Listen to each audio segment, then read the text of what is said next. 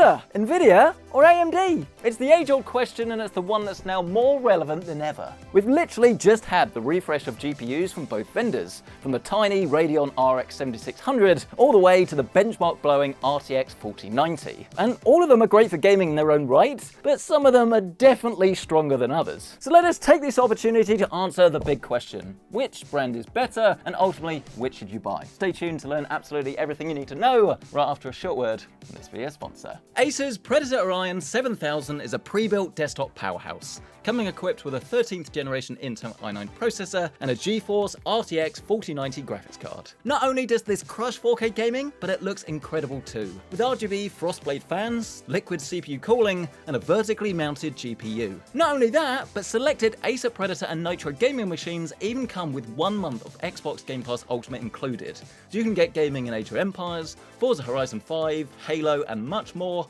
all at no extra cost. Learn more today with the link down below.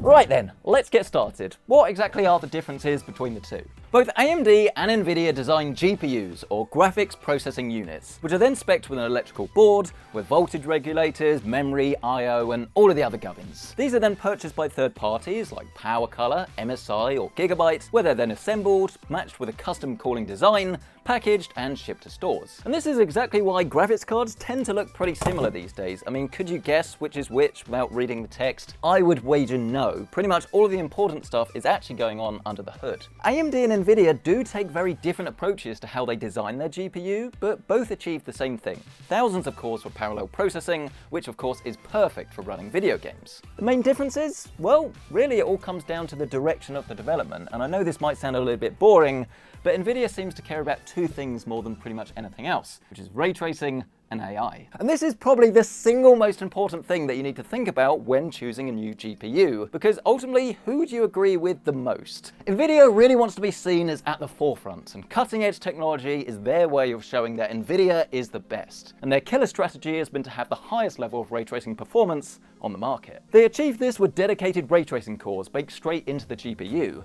which, while similar to the ray tracing units that's found on AMD's hardware, has been on the market for longer, and generally speaking, lets ray trace games run better on Team Green over Team Red. But that's only half the story, because Nvidia also leverages AI with their DLSS technology. And say what you will about Nvidia, you really can't argue that DLSS is awesome. The quality of the image is indeed nigh on indistinguishable in most games, yet the frame rate increases by huge margins. DLSS stands for Deep Learning Supersampling, and it runs the game at a low resolution, thus having a high FPS, but upscales the image using AI tensor cores to make it look as good as if it was natively rendered. Now sure, this doesn't always work well. I still avoid using it in F1 2022, as you can see some motion trailing, but in pretty much every other game I play, it is on. But wait, I hear you cry! What about the other option, AMD FSR? This is the same, right? Well, kinda. Fidelity Super Resolution is AMD's open standard for games that want upscaling but isn't dynamically AI accelerated. Yet. It instead opts for a much easier to run approach. The result is that essentially any GPU or game can use it, but the image quality isn't quite as good as DLSS in my personal experience. Granted, it has got much better. FSR 2.1 onwards looks pretty crisp, but DLSS uses motion vectors to sharpen up moving visuals, whereas FSR can start to appear a little bit softer. And then there's a new kid in town: frame generation. That was meant to be a cowboy, but that was just terrible. Carl, can we cut that out of the video and start again? And the way that this works is arguably a lot more complicated, because instead of lowering down the resolution, frame generation essentially guesses what the next frame will be and dynamically adds a new image between rendered frames, thus increasing the FPS. It works really well on the higher-end cards, delivering much smoother visuals, but at the cost of some latency, otherwise known as the time it takes to render the visuals that you're seeing. This does mean that games can start to feel a little bit more disconnected, depending on the exact title and settings and GPU that you're using. But as I say, at the higher end it works really well. It's just things like the RTX 4070, when your frame rates are lower anyway, that you do start to notice things aren't quite so good. But fundamentally with single player games, it's not really too much to worry about. Just keep your latency below 60 milliseconds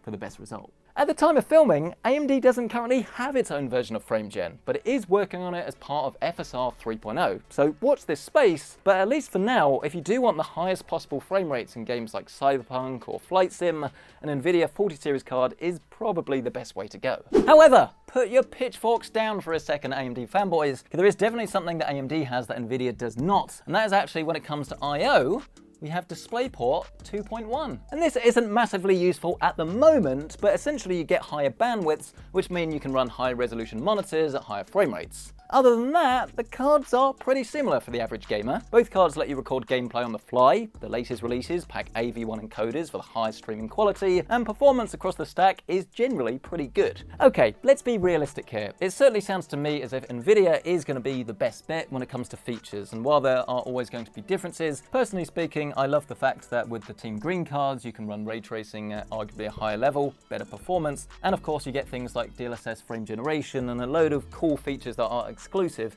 to Nvidia, whereas even if you prefer FSR, well, you can still run that on the Nvidia graphics card. But before you buy Team Green and completely shun AMD, there has been a reason recently that a lot of people are turning to AMD graphics cards, and that's all about VRAM. VRAM, or video memory, is on all graphics cards. Think of it almost like the graphics card's hands. The more it can hold close to it, the more resources ultimately it can use. And games are getting so big these days, with new AAA launches, with ray tracing, high-res textures, numerous effects, all of these need more VRAM. And the problem is that Nvidia just hasn't really been speccing enough VRAM on their mid-tier cards for a few years. Case in point, the most recent release at the time of filming, this is the RTX 4060 Ti, and this is selling for just under £400 with 8 GB of VRAM. This isn't about a witch hunt or hating on Team Green. The simple fact is, if you buy a new card with 8 GB of VRAM in 2023, then you are going to be limited to lower settings in certain games at high resolutions. And the big question that I still don't think has been properly answered on YouTube at the moment is whether this is actually an issue that is going to affect you.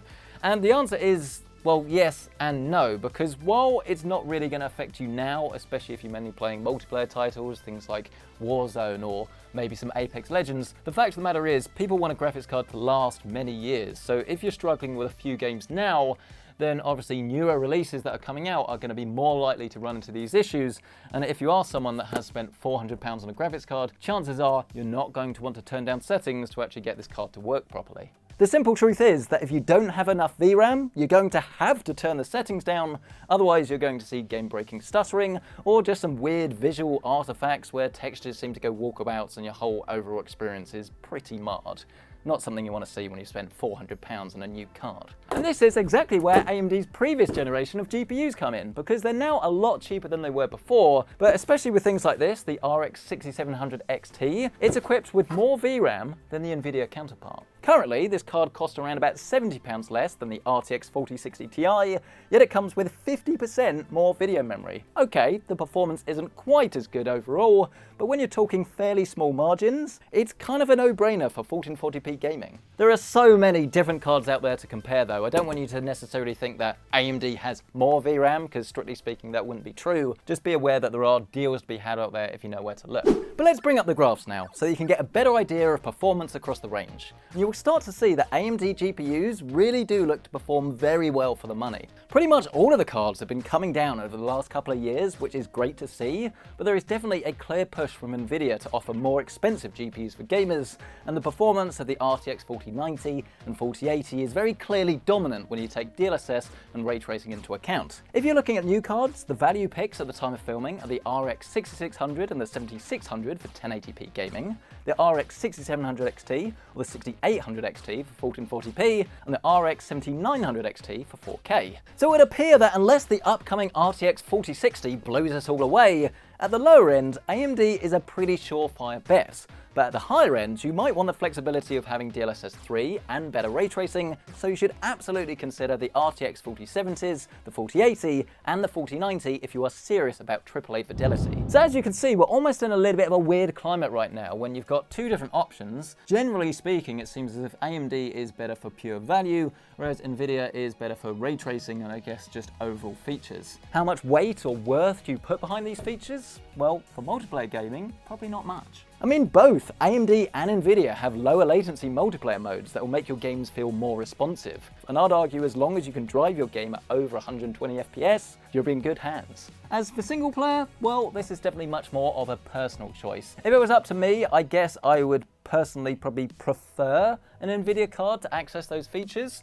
But as we've discussed quite a few times recently on the channel, if you can buy the exact same sort of performance level for less money and it's only gonna, I guess, hurt you in like 5-10% of the time when you're like playing that AAA release, then I'd argue it's probably worth going for the AMD graphics card. There's going to be trade-offs with both, and whilst you might get better features with Nvidia, I think most people are going to talk with their wallets, and that at the moment seems to be where AMD is leading. But I would absolutely love to hear your thoughts on this. Which way would you go? AMD, Nvidia, or Intel? We haven't even mentioned that in this video. Maybe we need to do a three-way next time. No, that's it. We've crossed the line. Not on this channel. Absolutely not. Smash the like button if you've enjoyed it. Get yourself subscribed. And if you are interested in current pricing on anything featured in this video, maybe graphics cards, full build, you can find that link down below in my Amazon affiliate links.